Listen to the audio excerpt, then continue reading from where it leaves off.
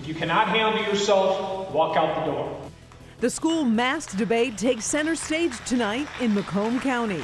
Where is the real science? Because I've seen nothing. I've never seen so many people fight for the right to be sick. This is Night Cam reporter Tim Pamplin. We're in West Bloomfield tonight. A serious head-on collision sends a pregnant woman to the hospital and a suspected drunk driver to jail. We got the Night Cam on the scene coming up. All right, Tam, also neighbors have fought against it for 5 years. Tonight, the battle over a proposed nursing home downriver with a new twist. Live from downtown Detroit, home of WDIV and Click on Detroit, Local 4 News at 11 starts now. We begin with Utica Community Schools becoming the latest district to head into the fall semester with masks optional. Tonight's school board meeting bringing out the pro and anti-mask parents, and things got heated as we've seen in a number of other such meetings. Mara McDonald live in Sterling Heights tonight. Some tense moments tonight, Mara. You know, Devin, what we saw play out here tonight is what we've seen in districts across the metro. On one hand, you have parents begging for a mask mandate. On the other hand, you have parents who are absolutely opposed to it. And in the middle, you've got a school board that is begging for civility.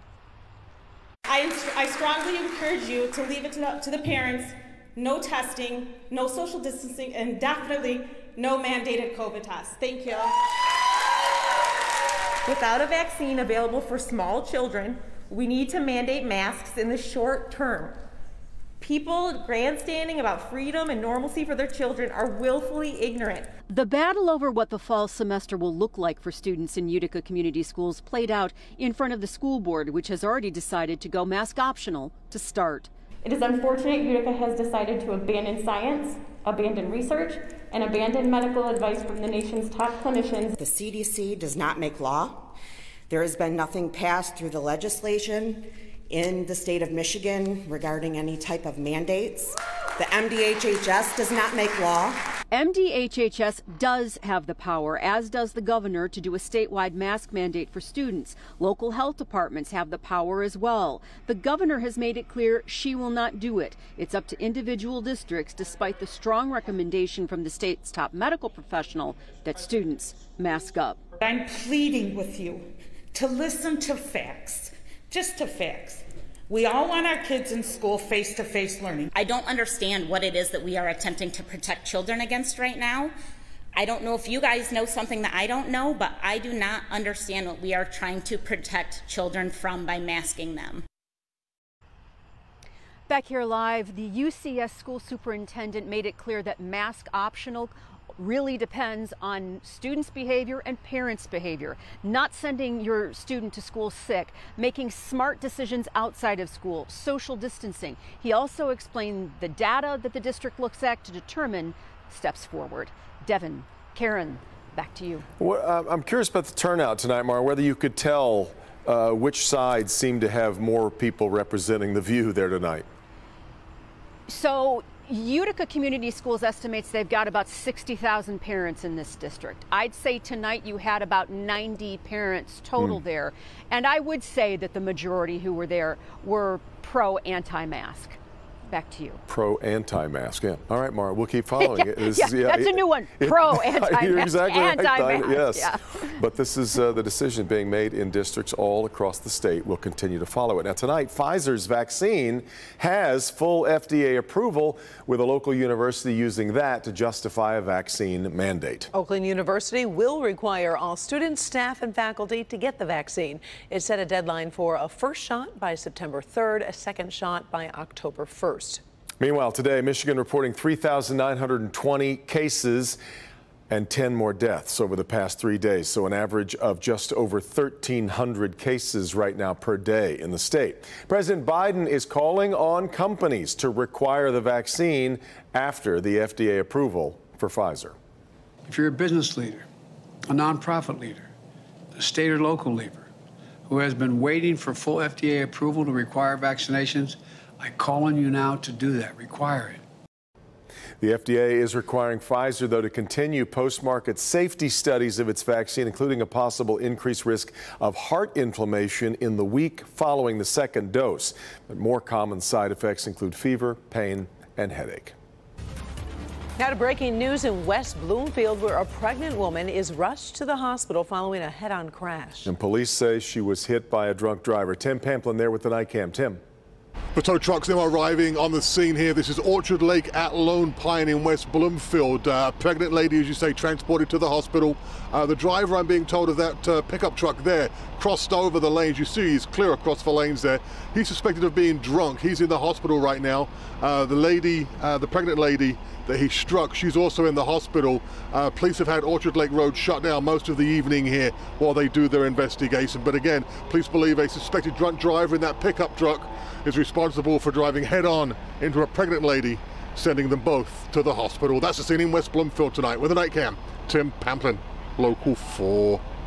All right, moving now to Wyandotte tonight. City Council is again trying to decide on the future of the now closed McKinley Elementary School. For 5 years, a plan has been on the table to develop the property into a senior living facility, but neighbors have fought it every step of the way. Jason Colthorpe live at City Hall tonight. And Jason, the biggest reason is they want to save the park behind the school. Karen, the Save the Park mantra has been around for years. In fact, some of the current city council even ran on that platform. And as neighbors came out yet again tonight to oppose this, they were unified, and their overarching theme was, again, why is it taking so many years to just make a decision on this? This is like Groundhog's Day all over again since 2016. Joe DeSanto has been trying to redevelop the McKinley School property for more than 5 years and has run into opposition from council members and neighbors along the way. The latest amendment to the plan included saving the park, albeit recreating it at just 100 feet by 100 feet. We took your comments into consideration and we went back to the drawing board, which is the plan before you today. Personally, Tim and I don't like the efficiency of the plan, but it does represent the park into the neighborhood. This is a nightmare to look through. Councilwoman Kaylin Crane was quite blunt in her displeasure about the latest plan. What's come back to us was kind of sloppy, like here's a park, that's it. And I don't like that you don't even like the function of this anymore. So I cannot grasp anybody extending this any longer. Neighbors not only want the park to remain, I'm here to let you know we don't want this and we're going to fight it. They don't want a senior center in the middle of a neighborhood. This Third Amendment is downright disrespectful. I think we should go back to the master plan and tear this building down and build houses around the park. If you haven't been able to get financing for this project over all these years, perhaps it's because it's a bad idea. And if you can believe it, it actually did get delayed one more time to September 13th. They need some more details, a not sloppy plan, as one councilwoman put it. It could be a moot point for two reasons, though. One, the developer tonight said if it didn't pass tonight, the timeline on all of this would get out of whack. And secondly, two of the council members voted to not even extend it. And the sense you really get is they won't have the votes when they do vote on it eventually, when they finally do have all the facts and everything they need. Karen? Jason, wondering, are neighbors willing to see a different kind of business go in there? Not really. They don't want any kind of business there. A lot of people, the main suggestion was, if you're going to tear this down and do anything with it, build more homes. And the city's original idea was they wanted to get that property back on the tax roll. They said, if you put homes in there, you've got taxpayers. We'll see what happens. Karen? All right. Thank you, Jason. Detroit Mayor Duggan called it the worst kept secret in town today while announcing James White as the city's 43rd police chief. I think anybody in this city who has watched the way James White has handled himself in the last 2 months feels very good about where the Detroit Police Department is heading. Our community deserves excellence in policing. And as I stand here before you today, humbled and honored for this opportunity, I want you to know candidly that I'm going to support these officers, but I'm going to require that there is excellence and a drive towards excellence in policing and continue to build these relationships in a transparent way. So you know what's happening with your police department, and you also build trust with this police department. Not a done deal yet. Detroit City Council now has 30 days to approve White as chief. The U.S. is evacuating more people out of Afghanistan and debating an extension of its deadline to be out of the country. Now, that deadline is August 31st. A defense official tells CNN the White House must decide by tomorrow if there will be an extension or there won't be enough time to withdraw the troops. Thousands are still waiting to be evacuated. The Taliban saying the U.S. must be out by the end of the month. Still ahead here at 11, new information into what led to a horrific accident at Cedar Point. What investigators now say it was that fell off a roller coaster, hitting a Michigan woman in the head. Here's Andrew. And Devin and Karen, a good-looking night so far. Still warm out there as well. The humidity's been at bay throughout much of the day. But now we've got 77 degrees, feeling like it's near 80, and dew points are climbing.